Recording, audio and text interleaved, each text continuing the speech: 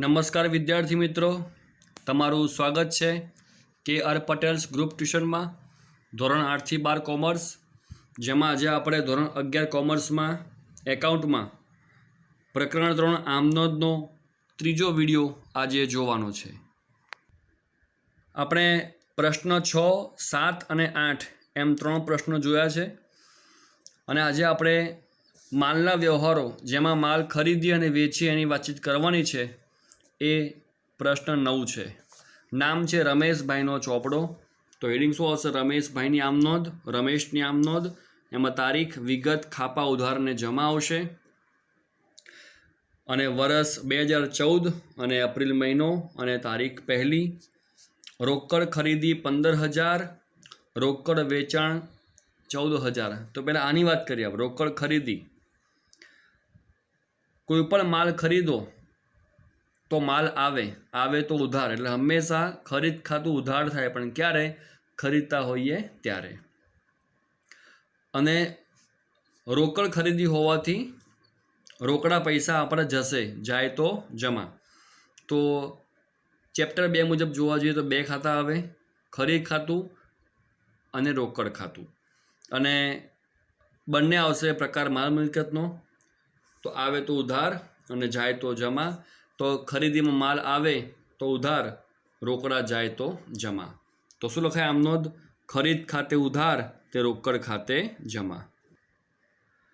અને બીજું છે રોકડ વેચાણ. એનાથી ઊંધું છે કે વેચાણમાં રોકડા આવે તો ઉધાર અને માલ જાય તો જમા.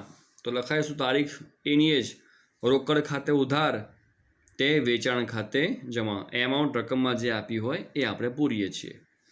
અને બાબત જેમાં રોકડ ખરીદી, રોકડ વેચાણ કર્યું તેના. આ રીતે. નંબર 5, ₹10,000નો અંગત માલ સ્ટોક ધંધામાં લાવ્યા. આપણે આ પણ શીખ્યા પ્રશ્ન 6માં કે ગમે તે ધંધામાં લાવી એ મૂડી કહેવાય. અહીં માલ સ્ટોક છે તો લખાય શું?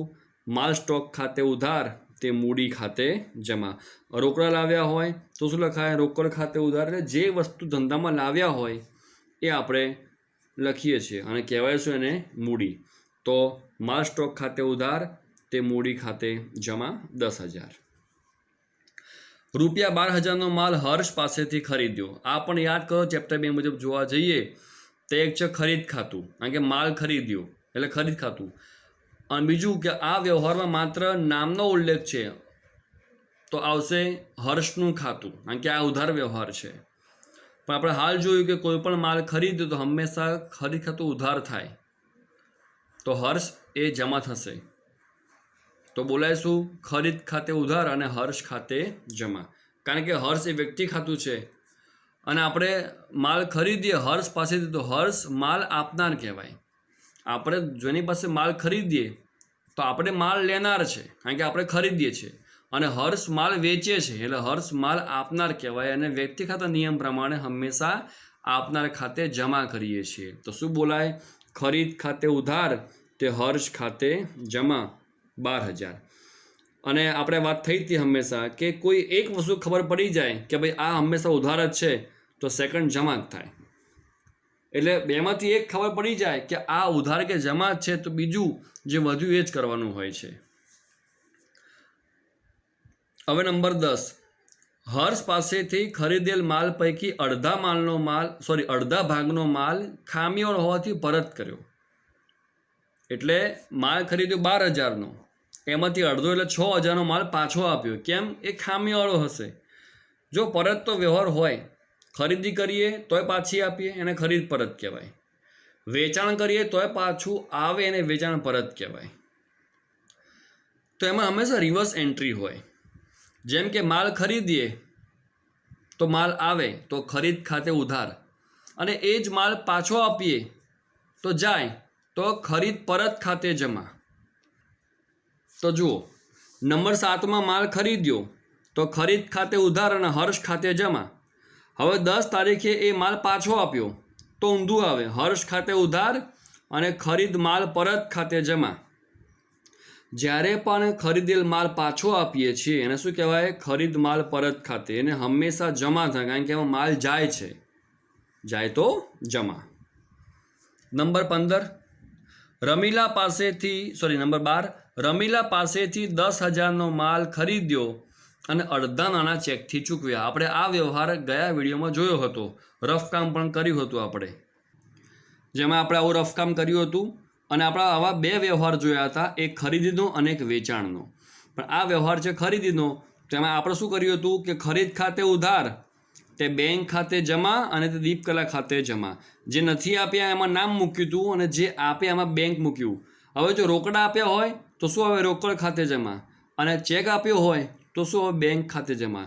તો આ જે રોકડા આપ્યા છે કે ચેક આપ્યો છે એ ખાલી આપણે આ વ્યવહારમાં જોવાનું છે. તો જુઓ 12 નંબર, રમીલા પાસેથી 10,000નો માલ ખરીદ્યો અને તેના અડધા નાણાં ચેકથી ચૂકવ્યા છે. બરાબર. તમે જુઓ કે એમાઉન્ટ પણ સેમ ટુ સેમ જ છે, 10,000. અહીં માત્ર આપણે નામ ચેન્જ કરવાનું છે રમીલા. તો આ વ્યવહાર જે આપણે અગાઉ શીખ્યા એ જ વસ્તુ છે. ખરીદ ખાતે ઉધાર 10,000, તે બેંક ખાતે જમા 5,000 અને તે રમીલા ખાતે જમા 5,000. તો લખાઈશું ખરીદ ખાતે ઉધાર 10,000, તે બેંક ખાતે, તે રમીલા ખાતે 5,000 5,000.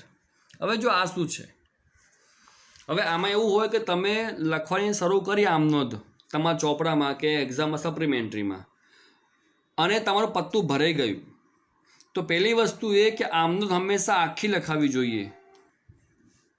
પછી આ હર્ષ ખાતે ઉધાર અહીં લખીએ અને ખરીદમાં પરત ખાતે જમા સામે લખીએ નેક્સ્ટ પત્તે, એવું ના કરવાનું હોય, એવું ન કરવું જોઈએ. એટલે આ બંને વસ્તુ એ આખી આમનોંધ બાબત જે સહિતની સમાતી હોય તો જ અહીં લખવાની, બાકી લખવાની નેક્સ્ટ પત્તામાં. હવે એ પત્તું ભરાઈ જાય તો આપણે કરશું સરવાળો, આ ઉધારને જમા, એ આ 57,000 લખવાનું શું, સરવાળો આગળ લઈ ગયા એટલે કે નેક્સ્ટ પત્તે લઈ ગયા. અને નેક્સ્ટ પત્તે સ્ટાર્ટિંગમાં શું લખવાનું, સરવાળો આગળ લાવ્યા. આ કરવાનું કારણ શું કે જ્યારે પણ આપણે વ્યવહારો બંધ કરવા હોય અને સરવાળો કરવો હોય તો આપણે એ પત્તો હવે નહીં ફેરવવું પડે. હવે આનો જવાબ અહીં જો ઉપર તૈયાર જ છે, તો હવે આપણે જ્યારે આ દાખલો પતશે અને સરવાળો કરીશું તે અહીંથી જ આપણે કરી શકીશું. પણ આવું કરવું એવું જરૂરી નથી. તમારી શાળામાં જે રીતની સૂચના આપે તમે એ રીતનું કામ કરજો. આગળ વધીએ હવે આપણે. રમીલા પાસેથી ખરીદેલ માલ કેટલો, 10,000નો. 30% નફો ચડાવી 10% વેપારી વટાવે મીતાને વેચ્યો. તમે ધ્યાનથી જુઓ કે આખો ઉધાર વ્યવહાર છે, આમાં મીતાએ પૈસા આપ્યા એવું ક્યાં સૂચના નથી. તો આ ઉધાર વ્યવહાર છે વેચાણનો. તો શું બોલાય, મીતા ખાતે ઉધાર, તે વેચાણ ખાતે જમા. કારણ કે મીતા એ માલ લેનાર છે તો હંમેશા લેનાર ખાતે ઉધાર થાય, અને માલ વેચીએ એટલે માલ જાય તો જમા. તો શું બોલાય, આમનો શું બોલાશે આપણી, મીતા ખાતે ઉધાર, તે વેચાણ ખાતે જમા. પણ આ વ્યવહારમાં ઇમ્પોર્ટન્ટ છે રકમ કેટલી મૂકવાની. તો હાથમાં પકડો તમારું કેલ્ક્યુલેટર અને હું સૂચના આપું છું એમ આપ કરતા જાઓ, અને યાદ ન રહે તો લખતા રહેજો. તો જુઓ, પહેલી વસ્તુ એ કે આપણે જે માલ રમીલા પાસે ખરીદ્યો હતો 10,000નો, એ જ માલ આપણે વેચીએ મીતાને. અને બિઝનેસનો નિયમ છે કે હંમેશા જેટલી કિંમતે માલ ખરીદ્યો હોય એની ઉપર નફો ચડાવીને જ આપણે માલ વેચવાનો હોય, તો જ નફો થાય, તો જ બિઝનેસ ચાલતો હોય. આપણે શીખ્યા બીએમાં ધંધાનો મુખ્ય હેતુ હોય છે નફો કરવાનો. તો નફો 30% છે, અને ગ્રાહક તરીકે મીતા હંમેશા ડિસ્કાઉન્ટ માગશે જ, તો 10% આપણે એને ડિસ્કાઉન્ટ એટલે કે બાદ કરી આપીશું. એટલે આપણે કિંમત ઉપર આટલા પૈસા ઉમેર્યા છે અને આટલા પૈસા બાદ કરી આપ્યા ડિસ્કાઉન્ટ તરીકે. તો પકડો હાથમાં કેલ્ક્યુલેટર, લખો કેલ્સીમાં 10,000 વત્તા 30% માઇનસ 10%. આ આખી પ્રોસેસ સોલવ કરવાની છે. વચ્ચે ક્યાંય તમારે ઇક્વલ ટુ કે એસી દબાવવાનું નથી. ફરી ચેક કરો એકવાર, ફરી એસી દબાવી દો. એસી એટલે ઓલ ક્લિયર, બધી ગણતરી ભૂસાઈ જશે. લખો તો 10,000 વત્તા 30% માઇનસ 10%, કેટલા આવ્યા, 11,700. એટલી કિંમતનો આપણે માલ મીતાને વેચ્યો છે. ટૂંકમાં આપણે ખરીદ્યો રમીલા પાસે 10,000માં અને એ જ માલ મીતાને વેચ્યો 11,700માં. એટલે આ વ્યવહારમાં આપણને ₹1700 નફો થાય છે. તો મીતા ખાતે ઉધાર તે વેચાણ ખાતે જમા 11700. મીતાએ 1000નો માલ પરત કર્યો. જેમ માલ ખરીદીએ અને પરત કરીએ તો ઊંધી એન્ટ્રી આવે, એમ માલ વેચીએ અને પરત આવે તો પણ ઊંધી એન્ટ્રી આવે કે અહીંયા મીતા ઉધાર તો અહીંયા મીતા જમા, અહીં વેચાણ જમા તો અહીંયા વેચાણ માલ પરત ખાતે ઉધાર. કારણ કે વેચાણથી માલ જાય તો આપણે જમા કરીએ અને વેચાણ પરતથી માલ પાછો આવે અને આવે તો આપણે ઉધાર કરીએ છીએ. બરાબર. પણ એમાઉન્ટ કેટલી છે કે મીતાએ ₹1000નો માલ પરત કર્યો છે તો અહીં શું મૂકશો? રૂપિયા આપણે 1000 કે વેચાણ માલ પરત ખાતે ઉધાર તે મીતા ખાતે જમા. હવે સમજો, ખાસ IMP વ્યવહાર આવ્યો છે. હવે કલ્પનાને ₹20,000નો માલ 10% વેપારી વટાવ અને 5% રોકડ વટાવ વેચો. તમે જો આ બંને વટાવ જ છે. જ્યારે આ વ્યવહારમાં એક નફો હતો અને એક વટાવ, એટલે આપણે ગણતરીમાં આ વત્તા કર્યા હતા અને આ ઓછા. જ્યારે અહીંયા બંને વટાવ જ છે તો બંને બાદ કરીશું આપણે. પણ ધ્યાનથી સમજજો કે આ વ્યવહાર પહેલાં જુઓ કેવો છે, ઉધાર કે રોકડ. તો જુઓ આ વ્યવહારમાં માત્ર નામ છે, રોકડેથી વેચ્યો ક્યાંય શબ્દ નથી. હા, તમે આ જોતા હો તો આ શબ્દ શું દર્શાવે છે? રોકડ વટાવ. મતલબ રોકડેથી આપ્યો એવો ક્યાંય ઉલ્લેખ નથી. આ 5% એ રોકડ વટાવ છે એવો ઉલ્લેખ છે. આનો અર્થ એવો ન થાય કે આ રોકડ વ્યવહાર છે કે રોકડા મળી ગયા છે, એટલે આ રોકડ વ્યવહાર નથી, આ ઉધાર વ્યવહાર છે. હવે આ રોકડ વટાવ શું છે તો એ આપણે અગાઉ શીખ્યા છે. કેશ ડિસ્કાઉન્ટ, કે ગ્રાહક રોકડા જલ્દીથી આપણને આપી દે. ઉધાર વ્યવહાર ભૂતકાળમાં કર્યો હોય અને પૈસા લેવાનું બાકી હોય તો ગ્રાહકને ડિસ્કાઉન્ટ ઓફર કરીએ આપણે કે તમે જો હાલ ને હાલ પૈસા બાકીને આપી દેશો તો હું તમે બીજું એક્સ્ટ્રા ડિસ્કાઉન્ટ 5% આપીશ. એનો અર્થ એવો થાય કે જ્યારે રોકડ વ્યવહાર હોય ત્યારે જ રોકડ વટાવની ગણતરી કરવી. પણ આ ઉધાર વ્યવહાર હોવાથી આ આમનોંધમાં આ ધ્યાનમાં લેવાશે નહીં. તો ખાસ લખી રાખો, રોકડ વ્યવહાર હોય ત્યારે જ રોકડ વટાવ ગણવો. એક આપ ખાસ લખી રાખજો. વેપારી વટાવ હંમેશા ગણવામાં આવે છે, રોકડ વ્યવહાર હોય તો પણ અને ઉધાર વ્યવહાર હોય તો પણ. બંને પ્રકારના વ્યવહારમાં આ વટાવ હંમેશા બાદ કરવામાં આવે છે. તો લખો કેલ્સી પકડો. પહેલાં તો લખો કેલ્સીમાં 20,000 માઇનસ 10%. જો કેટલા આવ્યા? 18,000. હવે ભૂલથી આ બાદ ના કરતા. મેં કહ્યું એમ આ ક્યારે બાદ થાય? રોકડ વ્યવહાર હોય ત્યારે. જ્યારે આ ઉધાર વ્યવહાર છે એટલે આમાં આ બાદ થતું નથી. એમ કીધું હોય કે કલ્પનાને 20,000નો માલ 10% વેપારી વટાવ અને 5% રોકડ વટાવે રોકડેથી વેચ્યો તો આપણે આ બાદ કરી શકીએ છીએ. અહીંયા કોઈ ખાસ સૂચના આપી નથી તો અહીંયા આપણે ધ્યાનમાં લેવાનું નથી. અને આ વેચ્યો છે તો એ આવશે આની જેમ જ. શું લખાશે? કલ્પના ખાતે ઉધાર તે વેચાણ ખાતે જમા 18,000. એટલે આ જે માલ આપણે વેચ્યો તો મીતાને એ પણ ઉધાર વેચાણ હતું અને આ પણ ઉધાર વેચાણ જ છે. તો આ બંને ઉધાર હોવાથી આમનું જો બંને સરખી જ છે કે બંનેમાં વેચાણ જમા છે અને નામ જે છે એ ખાલી બદલાયું છે, અહીં મીતા અને અહીંયા કલ્પના. તો કલ્પના ખાતે ઉધાર તે વેચાણ ખાતે જમા. એમાઉન્ટ છે 18,000. હવે શું કહે જુઓ, આગમાં 2,000નો માલ બળી ગયો, વીમા કંપનીએ 1,000નો દાવો મંજૂર કર્યો. એટલે આગમાં આટલો માલ બળી ગયો. આપણે શીખી ગયા આગ, અકસ્માત, ચોરી, વરસાદ એ બધા એમાં શું કરતા? આપણે હંમેશા ખરીદ ખાતું જમા કરવાનું હોય કારણ કે એમાં માલનો નાશ થઈ જાય છે. કેટલો? 2,000નો. તો આ આમનોંધમાં જમા શું હશે? ખરીદ ખાતું જમા. કેટલું? 2,000નું. હવે ઉધારમાં સમજો કે માલ નાશ પામે 2,000નો. હવે આપણે શીખ્યા BAમાં કે વીમા કંપની આપણે વીમો ઉતરાવીએ તો આપણને નુકસાનનું વળતર કરી આપે છે. પણ વીમા કંપનીએ માત્ર ₹1,000 આપણને આપશે એવું કહ્યું છે. તો આપણે 2,000માંથી ₹1,000 તો મળી ગયા, તો બાકીના 1,000 નુકસાન ગયું. બરાબર. તો શું બોલાય આમનો? જુઓ, વીમા કંપની ખાતે ઉધાર 1000, કારણ કે એ પૈસા આપણને કંપનીવાળા આપશે એ વાત થઈ ગઈ. માલ નાશ પામે 2000નો, કંપની આપશે ₹1000, તો બાકીના 1000 નુકસાન ગયું. લખાઈશું આગથી થયેલ નુકસાન ખાતે ઉધાર 1000, તે ખરીદ ખાતે જમા 2000. તો જો આ બંને વસ્તુ આપણે ચેપ્ટર 2માં શીખ્યા હતા, યાદ હોય તો, જેમાં મેં તમને બધું બતાવ્યું હતું કે ભાઈ આગ, ચોરી, અકસ્માત, વરસાદ એ અનિચ્છાએ થાય એ નુકસાન કહેવાય. જ્યારે જાહેરાત, ધર્માદો આપણે ઈચ્છાએ કરીએ છીએ, એ બધી તમે મેં ડિટેલમાં માહિતી આપી.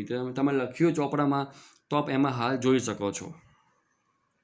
તો યાદ રાખજો કે વીમા કંપની ખાતે ઉધાર એ જે પૈસા આપવાના હોય તે. માલ નાશ પામે 2000નો, તો બાકી નુકસાન કહેવાશે. તો આગથી નુકસાન ખાતે ઉધાર 1000, અને હંમેશા તે ખરીદ ખાતે જમા 2000. ગમે તે માલ નાશ પામે તો શું આવશે? ખરીદ ખાતે જમા. માલ જાય તો જમા 2000નો. 25 નંબર છે, ₹500નો માલ વરસાદમાં પલળી ગયો, જે વેચતા 200 ઉપજ્યા. હવે વરસાદમાં પલળી ગયો, આપણે ઇન્સ્યોરન્સ નથી ઉતરાયો. અહીંયા ઇન્સ્યોરન્સ ઉતરાયો હતો આપણે, તો આપણે વીમા કંપનીએ પૈસા આપ્યા. અહીં નથી ઉતરાયો વીમો, તો 500નો માલ પલળી ગયો, તો થોડો ઘણો બચ્યો હશે, એ વેચ્યો તો ₹200 ઉપજ્યા, તો પણ ₹300 નુકસાન ગયું. જુઓ, ₹300 નુકસાન ગયું છે. તો 500નો માલ પલળી ગયો, તો આની જેમ જ ખરીદ ખાતે જમા. અહીંયા હતા 2000, અહીંયા આવશે ₹500 જમા. અહીંયા આ પૈસા આપણે આપવાની હતી વીમા કંપની, જ્યારે અહીંયા રોકડા મળી ગયા છે, તો રોકડ ખાતે ઉધાર 200 અને નુકસાન ખાતે ઉધાર 300. તો અહીંયા આમાં શું બોલાશે? 25 નંબરમાં વરસાદથી નુકસાન ખાતે ઉધાર 300, રોકડ ખાતે ઉધાર 200, તે ખરીદ ખાતે 500નો માલ નાશ પામ્યો એટલે ₹500. તમે આ બંને કોઈ પણ ક્રમમાં લખી શકો છો. રોકડ ઉપર લખો, આ નુકસાન નીચે મૂકો તો પણ ચાલે, કે રોકડ ખાતે ઉધાર, નુકસાન ખાતે ઉધાર, તે ખરીદ ખાતે જમા, તો પણ ચાલશે. પણ ત્યાં શું લખવાનું? રોકડમાં 200 જ આવવા જોઈએ, નુકસાનની સામે 300 જ મૂકવા જોઈએ. તો સામે રકમ પણ તમારી રીતે ધ્યાનથી મૂકવાની હોય છે. તો 500નો માલ નાશ પામ્યો, 200 મળી ગયા, તો 300 નુકસાન કહેવાશે. હવે 27 જુઓ, ₹300નો માલ મફત નમૂના તરીકે મળ્યો. હવે આ વાત પણ થઈ હતી કે જ્યારે માલ નમૂના તરીકે આપણે આપીએ છીએ કોકને, તો એ જાહેરાત ખર્ચ કહેવાય આપણો. જ્યારે અહીંયા તો આપણને કોક આપી ગયું છે, આપણને માલ મળ્યો છે. તો તમે આ ખાસ ધ્યાનમાં રાખજો. જ્યારે આપણે કોકને માલ મફત આપીએ છીએ તો એ આપણો જાહેરાત ખર્ચ કહેવાય છે. પણ જ્યારે આપણને કોક માલ આપી જાય છે તો એ બિનઆર્થિક વ્યવહાર કહેવાય છે, એની નોંધ થતી નથી, કારણ કે મફત તરીકે માલ મળ્યો છે. તો 27 તારીખ બિનઆર્થિક વ્યવહાર છે, નોંધ થશે નહીં. આ મેં કહ્યું એ ખાસ લખી રાખજો કે મફત માલ કોકને આપીએ તો નોંધ થાય જાહેરાત ખર્ચ તરીકે. એ પણ મેં તમને ચેપ્ટર 2માં મેં હાલ વાત કરી, પેલી આગ, વરસાદ, ચોરી, અકસ્માત એ અનિચ્છાએ કહેવાય, ધર્માદો, જાહેરાત ઈચ્છાએ કહેવાય. એમાં આને ઉલ્લેખ છે કે મફત નમૂનો આપીએ એ જાહેરાત ખર્ચ આપણે કર્યો કહેવાય. પણ જ્યારે આપણને મળે છે ત્યારે બિનઆર્થિક કહેવાય છે, એ ખાસ ધ્યાનમાં રાખજો. હવે જુઓ, 250નો મફત નમૂના તરીકે મળેલ માલ આપણાને જેવું જ છે, જે મફત મળ્યો હતો એ આપણે વેચી મળે ₹400. કંપની આપણને મફત માલ એટલો આપતા હોય છે કે આપણે ગ્રાહકને મફત આપી દઈએ એઝ અ નમૂનો, કે તમે વાપરી જુઓ, વસ્તુ ગમે તો બીજો ઓર્ડર લખાવજો. તો એ રીતે આપણને આટલો માલ મફત મળ્યો હતો, જે બિનઆર્થિક છે આની જેમ જ. પણ અહીંયા તો આપણે એ માલ વેચી નાખ્યો ₹400. તો આ વ્યવહાર થયો છે. ₹400 માલ વેચાયો, આપણે પૈસા મળ્યા છે, તો આની નોંધ કરવી પડશે આપણે. આની નોંધ ન થાય કારણ કે આ બિનઆર્થિક છે. પણ આ વેચ્યો છે તો રોકડ ખાતે ઉધાર, તે વેચાણ ખાતે જમા. રોકડ ખાતે ઉધાર, તે વેચાણ ખાતે જમા ₹400. એટલે આ બે વસ્તુ ખાસ ધ્યાનમાં રાખજો કે મફત માલ મળે છે એ ક્યાંય નોંધ થાય જ નહીં, પણ તમે એ જ માલ વેચી મારો છો તો એ વેચાણ તરીકે નોંધ કરવી પડશે. રોકડ ખાતે ઉધાર, વેચાણ ખાતે જમા. હવે જુઓ, ₹1000ની મૂળ કિંમતના માલના બદલામાં ₹1500નો મોબાઈલ ખરીદ્યો. આને કહેવાય સાટા પદ્ધતિ, કે તમે માલ આપ્યો અને તમને બદલામાં મોબાઈલ મળ્યો. તો મોબાઈલ આવે તો ઉધાર, અને માલ ગયો તો ખરીદ ખાતું જમા. આપણે શીખી ગયા કે વેચાણ સિવાય ગમે તેમ માલ જાય હંમેશા ખરીદ ખાતું જમા થાય. એટલે 1000ની મૂળ કિંમતના બદલામાં 1500નો મોબાઈલ ખરીદ્યો તો મોબાઈલ ખાતે ઉધાર, તે ખરીદ ખાતે જમા. પણ કેટલી એમાઉન્ટ? ₹1000. જેટલી કિંમતનો માલ જાય છે એ જ નોંધાય. એટલે અહીંયા ₹1500 ભૂલથી લખતા નહીં. ફરી કહું છું કે અહીંયા આપણે મોબાઈલ ખરીદીએ છીએ, મોબાઈલ આવે તો ઉધાર થાય, બદલા માલ આપીએ છીએ, જાય તો જમા થાય. પણ અહીંયા માલ વેચતા નથી.